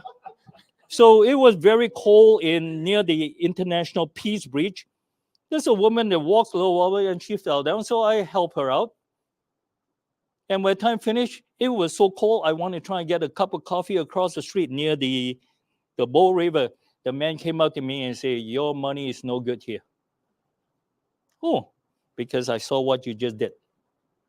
So he gave me a coffee and a pastry. Be nice, and it will come back and reward you handsomely. Very good. Well, thank you so much, Steve, for sharing your genius with us. And you're Okay. truly an inspiration. This is my first time ever, but you know what, Kelly or Shay, if you need to talk to me, I am not your typical investor, and the way I do business is also very unconventional. But if you want to look from the other perspective, talk to me. We appreciate it. I'll grab the mic there from you. Yeah. Okay. Or else, if he goes back and talk, everyone on YouTube's gonna be like, "Who's that in the background?" Thank you so much, Steve, Kelly. I gotta say, I was getting a text from people who are watching online, and the word that came up a couple of times, and I'll let you know this, Steve, was legendary. So just so you know. All right, we're gonna move this here. Now that we finished up with the legendary Steve Yap, we're gonna move into some hot deals. So last little while, we've been showing a lot of projects, but I've been talking about how cash flow is coming back into our market. And the first thing every single person has told me is, Cameron, you don't know what you're talking about. You can never make anything cash flow here. I said, well, I mean, 10 years experience in this market, like, I think I know what I'm doing, but maybe I'm wrong. But in this case, I am absolutely right, because we got a beautiful property here. Now, I will say we definitely want to have the geotechnical engineer take a look at it, but it is built on solid bedrock. I've actually been in this property. When I saw this property, actually, it was last year, I got sick because I spent 4 hours in that house during an inspection. Why do you think I got sick from that? It was a hoarder's house. And it was, we're talking like, I counted 16 kitty litter boxes, all full. Like, there was a lot going on. This property has now been fully renovated. It's absolutely stunning what they have done. And here's the best part about it. Because of the suite mix with 3 up and 3 down, it's been quoted by one of the property management companies out there that you can get approximately $5,500 between the 2 suites with this. House is around 2692 square feet. The lot's 5,400. It is built on this slope. On the front, you've got parking. You've also got RV parking here. This, when I saw it, didn't exist. It was all just shrubs, like overgrown. It used to be apparently very beautiful when the people bought it and they let it overgrow. So it's quite beautiful what they've done here now. And you can get it for under $1 million. $919,900 with a rent potential of up to $5,500. Once you factor in all your expenses, cash flow of about $133 per month. And that includes, if you incorporate management, we've got our lovely property managers here from Ambience. We've got Deepak and Liddell. If they were to manage it for you, still cash flows. However, if you're someone like Steve who wants to be more hands-on, wants to deal with it himself, you take that into effect, this property cash flows like crazy. Factoring in all your expenses, you're looking at about a total of $203,000 into this property, and your return on investment is approximately 19.32% once you factor in cash on cash, principal recapture, and your appreciation.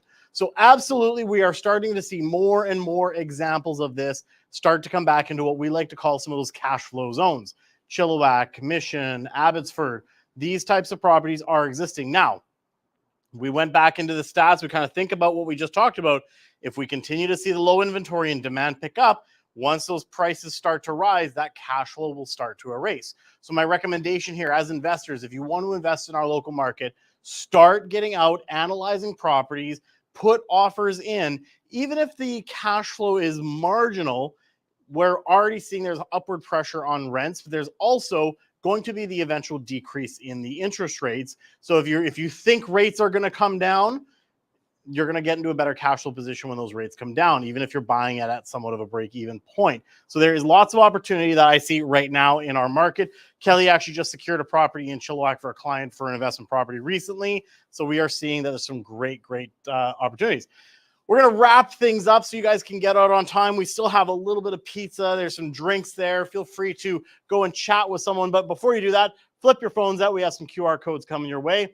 I think, I got to refresh this, right? Okay, so one side, we do have, before we do that, our award winners. Oh, it's after this, isn't it?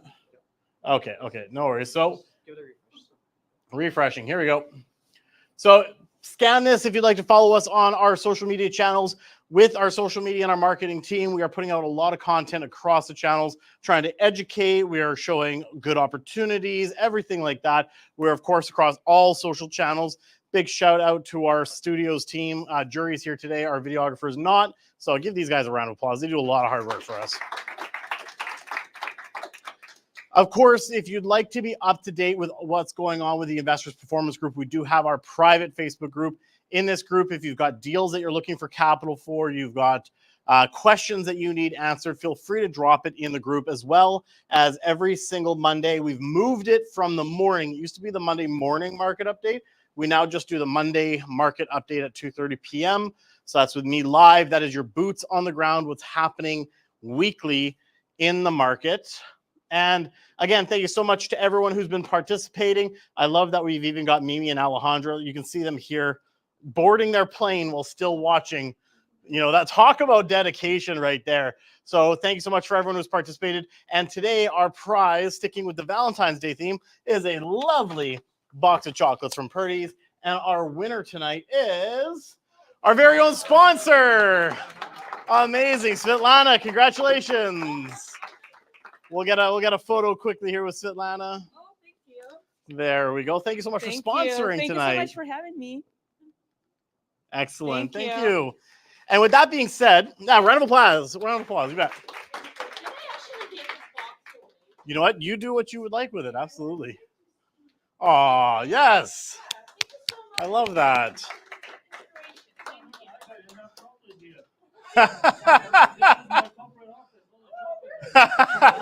More for the collection.